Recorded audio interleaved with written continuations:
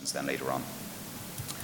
So that's it for me. Enjoy the day, and as I say, please ask any of the PB Media team for assistance if you require same.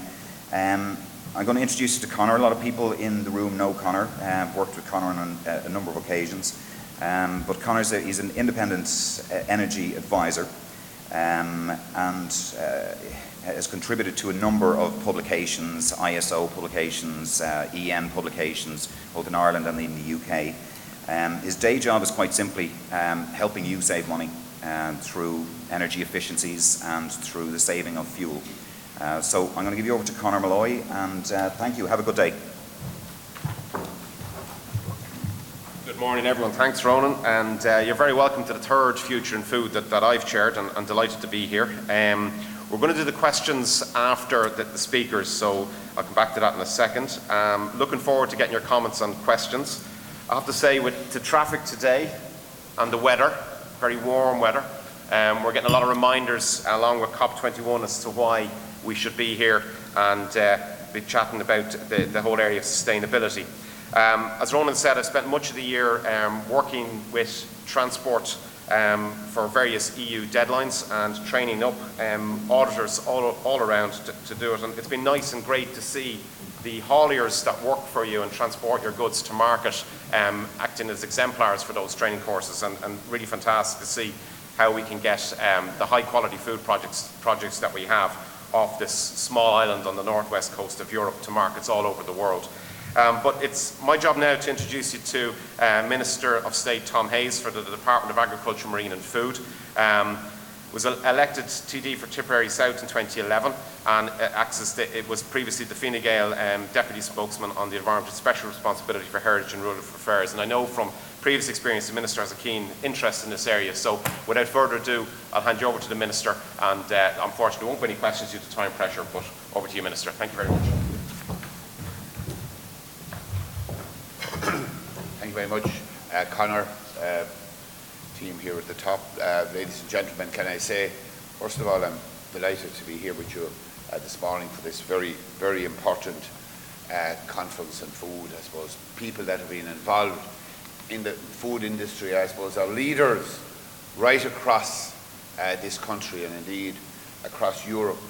The Irish food industry has now established a great name for itself, and I think it's doing some tremendous work.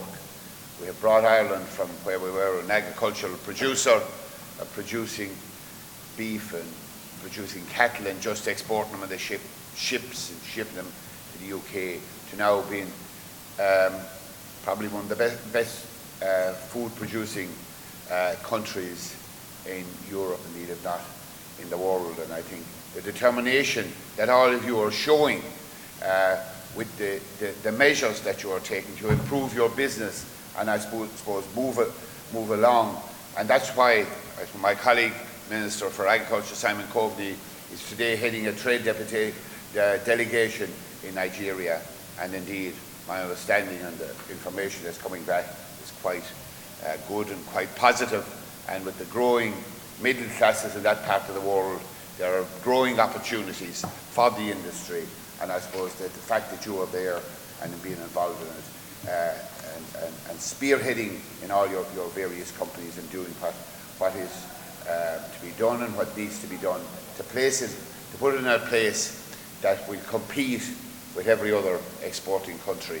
And that's what I suppose is needed, and that's what together we can achieve for this country. And I suppose as a result of all that, to create employment for our people and to make this country a food island, or indeed a place that is renowned all over the world for the type of food we produce.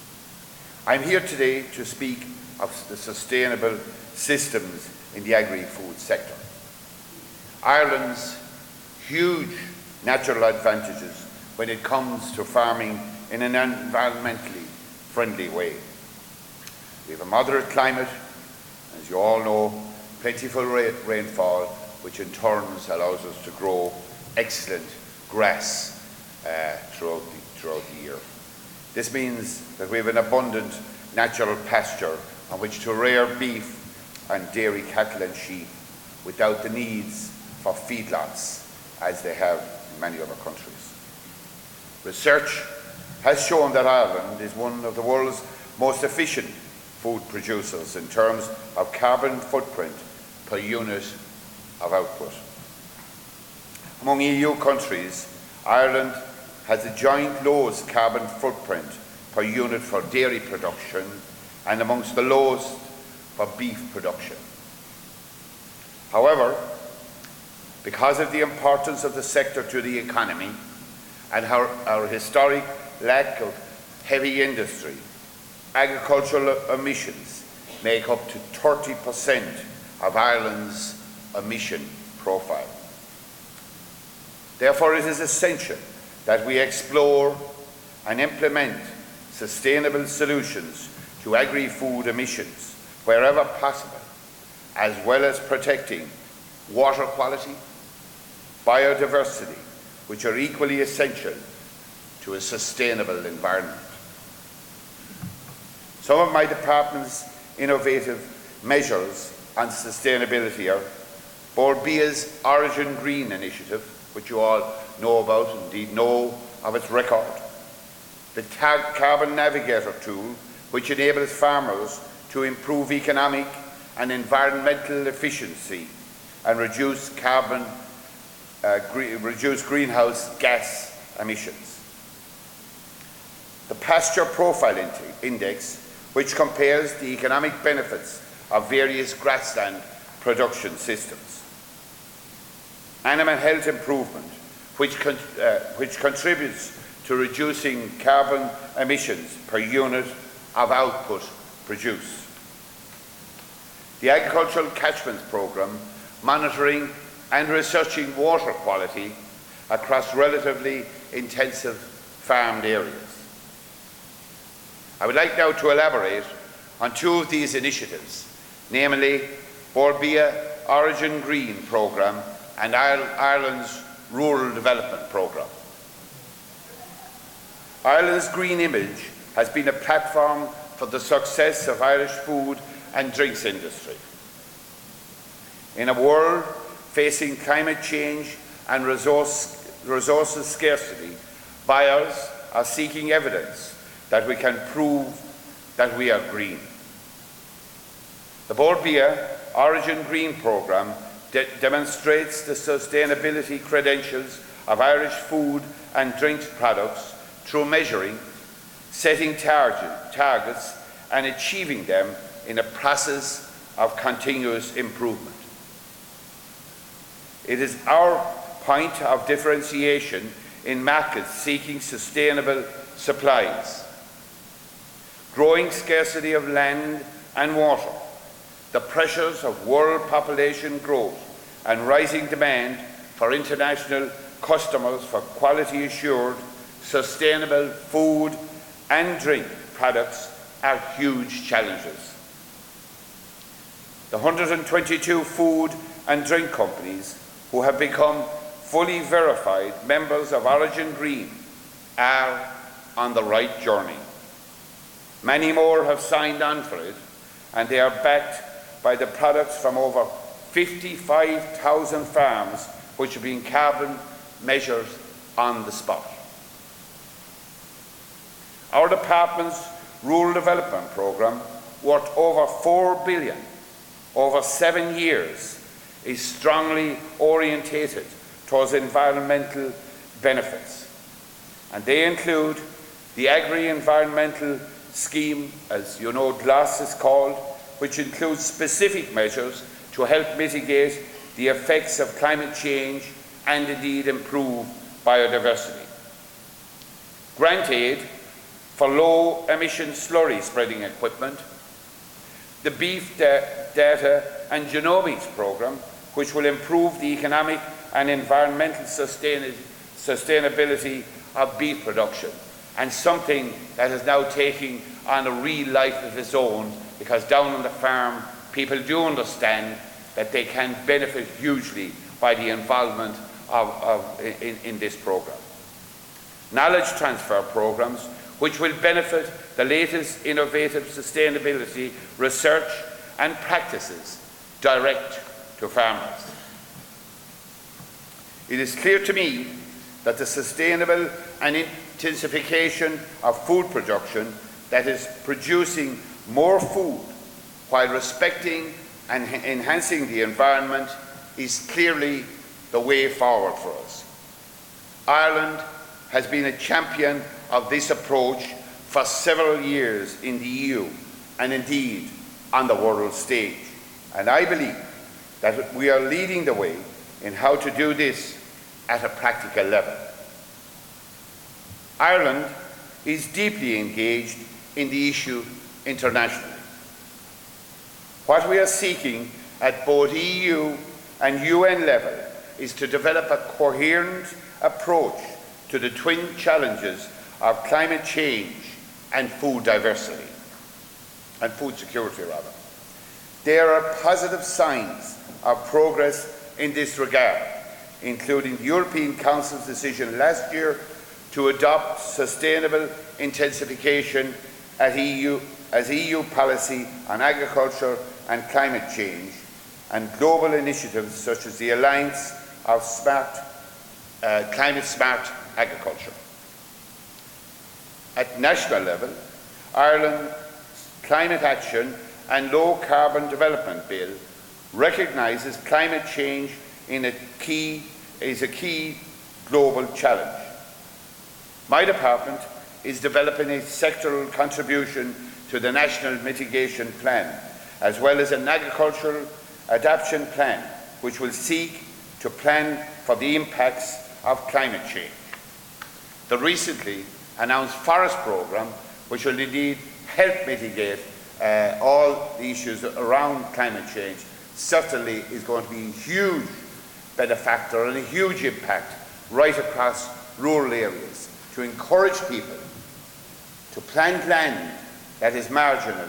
Is a challenge for us, is a challenge for the industry, but it's clearly one of the ways forward. Foodwise 2025, the new industry-led strategy for the development of the sector over the next decade, was drawn up by an independent committee of stakeholders and experts. Foodwise builds on the smart green growth path began under our previous food harvest strategy, supplying our new and growing markets with safe, healthy, premium food products produced in harmony with nature and backed by rigorous scientific standards. Foodwise identifies ambitious and challenging growth projections for the industry over the next 10 years, which includes 85% increase in exports to 19 billion euros worth of exports.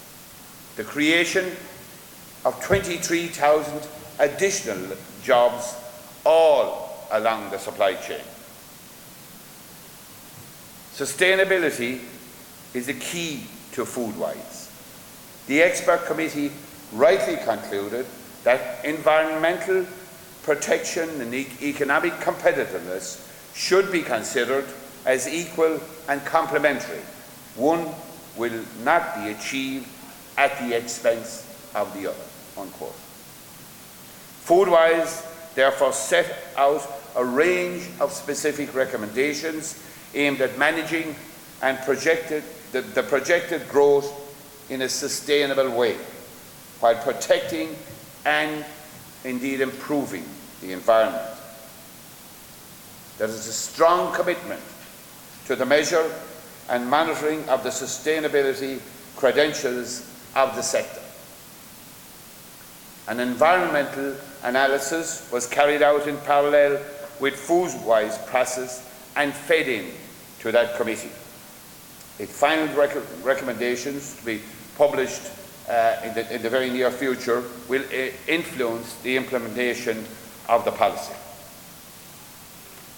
Recently, well-informed international visitors have been hugely impressed at what we are doing here in Ireland on sustainable agriculture. Quite simply, I believe that our natural advantage and the quality of our agricultural research, we should seek to be a global leader in sustainable food production. That is not to say the task will be easy. In fact, it will be quite difficult. It will require the focused intent and effort of all those in the sector, and indeed strong government support to get us there. The challenge is a big one, but the benefits are huge for our country and our people. Can I wish your conference the best of luck in this challenging environment? I know, as each one of you are leaders in your own area, in your own companies, that we can work together to make this, in this challenging environment, as I say, make this a better place for us all. Thank you very much.